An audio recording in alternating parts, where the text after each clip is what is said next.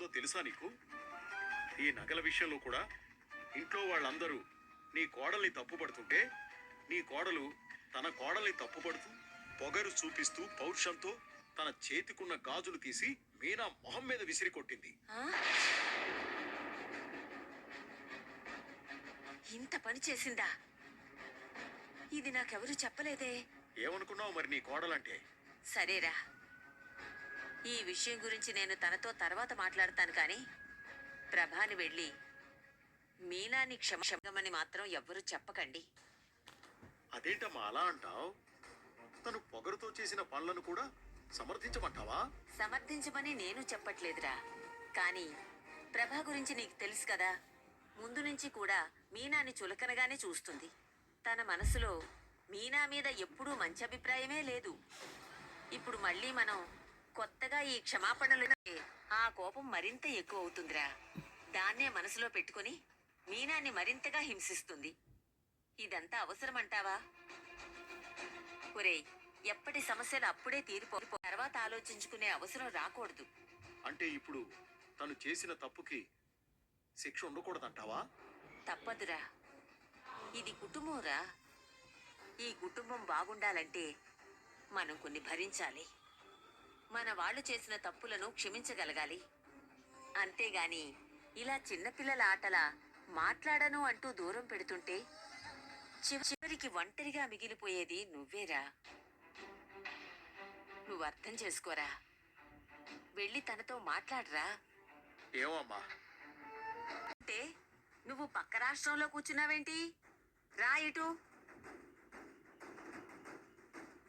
అబ్బో, ఏంటి ప్రభా ఇది? నువ్వు ఇంటి ఇల్లాలివి. ఈ ఇంటికి ఒక సమస్య వస్తే కూర్చొని అందరితో మాట్లాడి పరిష్కారం చెయ్యాలి. అంతేగాని మనోజ్ గారు చేసిన తప్పుని కప్పిపుచ్చడానికి నువ్వు ఇంకో తప్పు చేసి దొరికిపోయి అందరి ముందు అవమానాలు పాలవడం ఏమైనా బావుందా? ఇదేమైనా బావుందా? బాగుండదు అత్తయ్య. ముఖ్యంగా నీ భర్తకు తెలియ నువ్వెప్పుడు నిర్ణయాలు తీసుకోకు. మంచి అయినా చెడైనా వాడికి తెలిసే జరగాలి. నేనేం కావాలని చేయలేదు అత్తయ్య. మనోజ్ గారు మోసపోయి రోహిణికి దొరికిపోయి వాళ్ళ మధ్య సమస్యలు వస్తాయని నగలు తాకట్టు పెట్టుకోమని ఇచ్చాను. అమ్మేసిన తర్వాత నాకు చెప్పాడు. అందుకు నేను వాడిని ఏమీ క్షమించలేదు. రోజు బంగారం తెచ్చేయమని అడుగుతూనే ఉన్నాను. అవునమ్మా. అంటే వాడు అమ్ముకున్నాడని తెలుసు, అదే ఇచ్చిందని తెలుసు. అయినా మీనా వాళ్ళ అమ్మ మీద నీ మీద నిందలు వేసింది. అక్కడ నాకు మండుతోంది. నీకు మీనాకి క్షమాపణ చెప్పమని చెప్పు.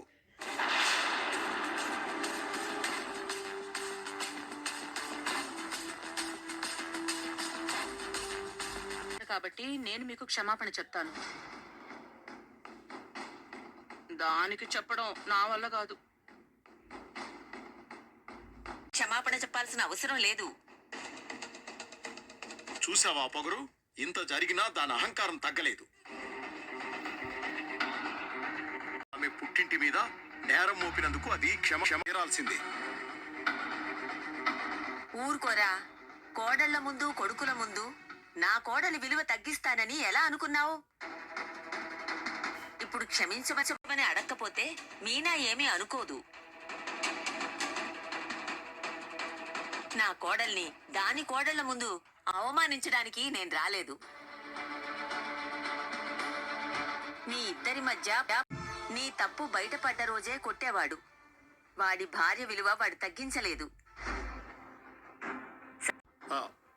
ఏంటమ్మా ఇవన్నీ? నేను చెప్తున్నాను, వెళ్ళండి. గదిలోకి వెళ్ళి మనసు విప్పి మాట్లాడుకోండి. ఎలా ఉంటే ఇక నుంచి ఇంట్లో గొడవలు రావు చర్చించుకోండి. వెళ్ళండి. పదండి పదండి, వెళ్ళండి. వెళ్ళరా, వెళ్ళండి.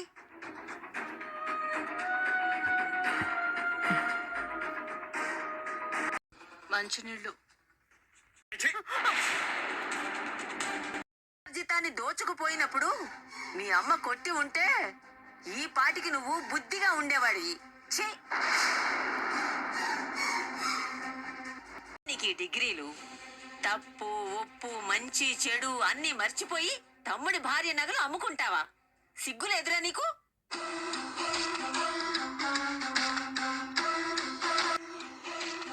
వాడలా తయారయ్యాడంటే అది నీ తప్పు, వాడి తప్పు కాదు, నీ పెంపకం తప్పు.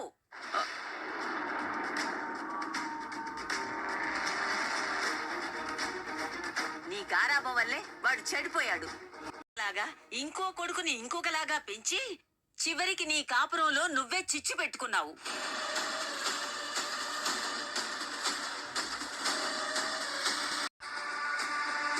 నీ కోడల్ని క్షమించమని అడక్కపోయినా నీ భర్తనైనా అడుగు. క్షమించండి.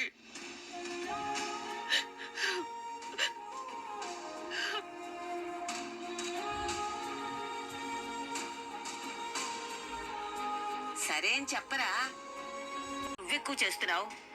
నా కోడల్ని ఏడిపించకరా. సరే క్షమించానులే.